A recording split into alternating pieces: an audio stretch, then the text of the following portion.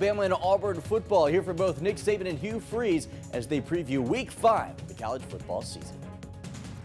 We start with breaking news now at 6. I'm Nicole Williams. And I'm Dan Schaefer. We just got our first look at 3 proposed congressional district maps for Alabama. A special master came up with these 3 redrawn maps after the court threw out the map drawn by the legislature. The state-drawn map did not include a second black majority district. Each of the special master's 3 maps does include 2 districts where the black preferred candidates often win the election. Those 2 districts are Districts 2 and 7 and include an area in Birmingham and points south. North Alabama districts remain largely unchanged. Well, a 78-year-old Colbert County man barely escaped with his life after his house caught on fire last week. Fortunately, a Colbert County school bus was driving by when they saw the fire. WAAY 31's Paige Meyer has more on how this man made it out alive. Last week, bus driver Chris Landers, along with their students, saw that house in the distance. As they got closer, they saw an elderly man stuck on a ramp with the house behind me fully in flames. That's when she told her students to call 911 and take matters into their own hands. I just put out my blink, out my stop sign, and I just took off and ran. In our community, it's help or be helped. You know what I mean? Yeah. There's always people willing to help, and there's always people who are in need of help. That man was 78-year-old Russell Marler. The driver and students were able to get him to safety, and he was then transported to UAB, where he remains currently. According to Marler's family, he is now stable and started skin grafts today. Reporting in Muscle Shoals, Paige Meyer, WAAY 31 News. The time now 6:02. It might be the first week of fall, but it's definitely not feeling much like it. Let's check in with Chief Meteorologist Taylor Canoes. Taylor, what can we expect for this evening and the rest of the week? Well, dry weather expected this evening. We didn't see a drop of rain in North Alabama today. And as you take a look outside, plenty of sun out there on this Monday. A warm one out there with highs in the 90s for a couple of us, including in Huntsville earlier this afternoon. If you do have plans this evening, make sure to bring the Storm Tracker weather app along with you. We're anticipating temperatures to fall quickly as the sun sets, down to the 70s around the top of the next hour, falling to the 60s late this evening. And it looks like we'll bottom out around the low 60s overnight tonight, and that's what you can expect when you step outside tomorrow morning. All of the rain has stayed to our south and to our west so far today, so currently we are dry on 31 triple Doppler. Should stay that way tonight as well. Future radar keeping some clouds around our southern tier of counties, perhaps northeast Alabama at times as well, but there should be a decent amount of sunshine to kick off the day tomorrow. Our lone chance at showers tomorrow will be late in the day, from late afternoon into the early evening, but odds are the majority of us are looking at another dry day on Tuesday and another warm one with forecast highs back to 90. If we get there, that would be the 4th straight time we would see highs in the 90s in Huntsville. I'll have a closer look at the slightly better chances at rain coming our way on Wednesday and Thursday here in a few minutes. All right, Taylor, thanks. Well, tonight, we're hearing from the principal of Daniel Leisure. He's the Albertville High School cross-country runner who was rushed to Huntsville Hospital after being hit by a car late Friday. Today was the first day back at school for his teammates and classmates. WAAY 31's Jillian Kay is in Albertville with more. Albertville High School leaders say that the community is heartbroken by Daniel's accident, and they're holding on to hope for a quick recovery. Daniel was hit by a car Friday night while running at the walking trail crossing on Highway 69 at Sunset Drive. The 17-year-old defending Marshall County varsity boys cross-country champion was flown to Huntsville Hospital and has undergone 3 surgeries. His parents both work for the high school. Tonight, the principal shares Daniel's impact on the community. Albertville, once again, just rallying around the children of this community and providing us with a safe, nurturing environment and providing support like no other community around. Daniel's accident comes just weeks after beloved Albertville football player Julius Jameer J.J. Staton passed away in a car crash. Tomorrow morning at 7:15, the school will be holding a time of prayer for students and their families. In Albertville, Jillian Kay, WAAY 31 News. A hang glider is recovering after Florence police say he crashed. Police say they received the call around 8 this morning about a suspicious aircraft flying around Florence High School. They then received a call about a hang glider crash near Rushton Street. The hang glider was transported by helicopter to receive medical care. A Georgia woman faces extradition to DeKalb County after a two-state police chase. We have video of the weekend chase just released by Ider Police. Police say the chase started after an attempted traffic stop for an equipment violation. Hopefully get that video for you here shortly. The chase went into Marion County, Tennessee before the woman tried to get out of her car. Elizabeth Drew is the driver's name. She was arrested for felony charges of fleeing and eluding, and police say she also had drugs in the car. Two people are facing multiple charges for credit card fraud. Florence police arrested Catherine Crawford and Nicholas Lenz. Police say the two used a stolen credit card at businesses in Florence, Muscle Shoals, and Decatur. Crawford and Lenz made over $50,000 in purchases. They both remain in the Lauderdale County Detention Center. Huntsville Utilities is warning residents about a door-to-door scam. The department says they've received several reports now of a man in an orange and yellow vest going door-to-door posing as a utility worker. The man's driving apparently a black Ford Taurus, says his name is Carter. They say you should not give any money or financial information to that person. Well, stunning indictment of one of the U.S. Senate's most powerful members, New Jersey Democratic Senator Bob Menendez, accused of taking bars of gold and cash in exchange for favorable business deals. It's the second time Menendez has been indicted on criminal charges. The first case ended in a hung jury, and prosecutors decided not to retry him. ABC's Liz Landers has the latest. Calls growing over the weekend from colleagues of New Jersey Senator Bob Menendez to step down after a Justice Department indictment accused him and his wife of improper business dealings. A federal grand jury has charged Menendez, the chairman of the Senate Foreign Relations Committee, and his wife Nadine of accepting hundreds of thousands of dollars in bribes to help Egyptian businessmen. Menendez and his wife maintain their innocence and both intend to vigorously contest the charges. Menendez speaking out publicly for the first time today, defiant and not resigning. I firmly believe that when all the facts are presented, not only will I be exonerated, but I still will be the New Jersey's senior senator. Many in his own party, like New Jersey Governor Phil Murphy and Congresswoman Alexandria Ocasio-Cortez, calling for his resignation in the last few days. The details of the latest indictment raising eyebrows: $100,000 in gold bars found in Menendez's home, $480,000 in cash, including some allegedly hidden in liners in his jackets, a luxury Mercedes-Benz car. All evidence, says the prosecutor's office, of Menendez accepting bribes. The senator saying the cash was his and he got it legally. These were monies drawn from my personal savings account based on the income that I have lawfully derived over those 30 years.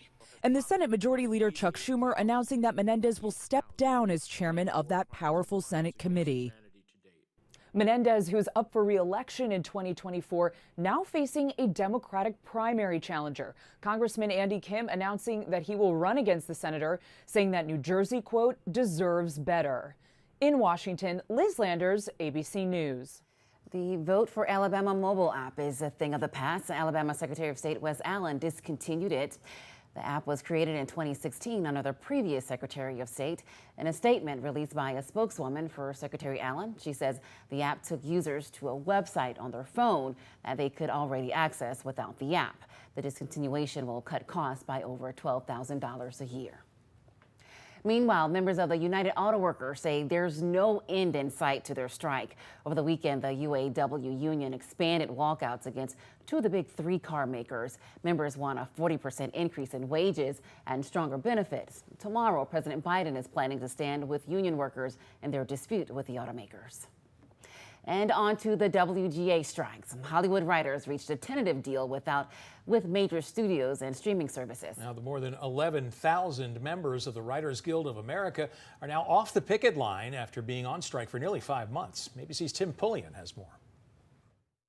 Today, Hollywood writers rejoicing. It looks like they may have a deal. I've been crying for the last 15 minutes, probably longer than that. My phone has been blowing up left and right. After nearly 5 months of striking outside major film and television studios, the Writers Guild of America reaching a tentative agreement with the Alliance of Motion Picture and Television Producers.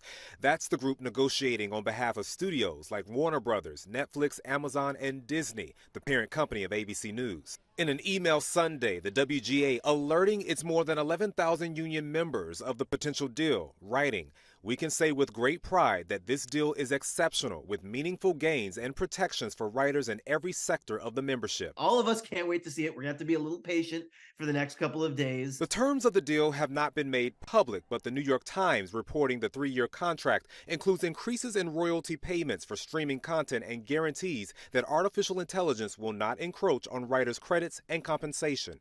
With a tentative deal in place, writers have reportedly been told to stop picketing but to not return to work until the deal is reviewed and ratified. But even though writers may be getting back to work soon, TV and film projects will still be delayed. That's because the SAG-AFTRA union that represents actors remain on the street. The union releasing a statement congratulating the WGA, adding, "We remain on strike in our TV theatrical contract and continue to urge the studio and streamer CEOs and the AMTP to return to the table." The Writers Guild Board will vote on the contract Tuesday. The next step is a ratification vote from all WGA members. Now, if approved, talk shows could resume production later this week, but it could take several weeks or more for scripted shows to re-enter production. Tim Pulliam, ABC News, Los Angeles. The University of North Alabama, ROTC, is hosting a water drive. All the water given will be donated to the American Legion Post 11. You can donate by dropping off cases of water at the Wesleyan Hall Annex. They have a goal that is to collect 100 cases between now and October the 6th. Happening tonight's another huge Powerball jackpot drawing since there was no big winner on Saturday.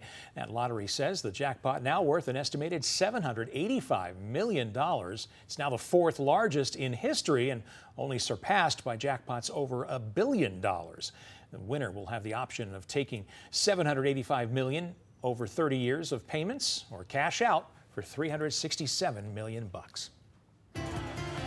Now, WAAY 31 Sports with Nolan Knight. And the Crimson Tide, they think they hit the jackpot after they got a 24-10 win over 15th-ranked Mississippi this past Saturday. The Crimson Tide, they moved to 3-1 on the season and 1-0 in conference play. Good enough to see them ranked a spot higher in this week's AP Top 25, entering this week's road SEC matchup ranked 12th in the nation. It was a game that saw Alabama play maybe the best ball that they've played this season, stifling the Lane Kiffin-led offense and moving the ball well on the ground in the second half against the Rebels. And now the Tide hit the road to take on Mississippi State in the always hostile Starkville, Mississippi. When looking back at the Tide's win on Saturday, today head coach Nick Saban seemed pleased with how the Tide played after he had time to go back and look at the tape. Obviously, this was a great win for our team. Really proud of the way the guys came out and competed in the second half. Played a lot better in the second half. We had a couple times in the first half where we sort of self-destructed a little bit with the way we executed and some of the things that we did, and sort of eliminated some of those things in the second half and played much cleaner.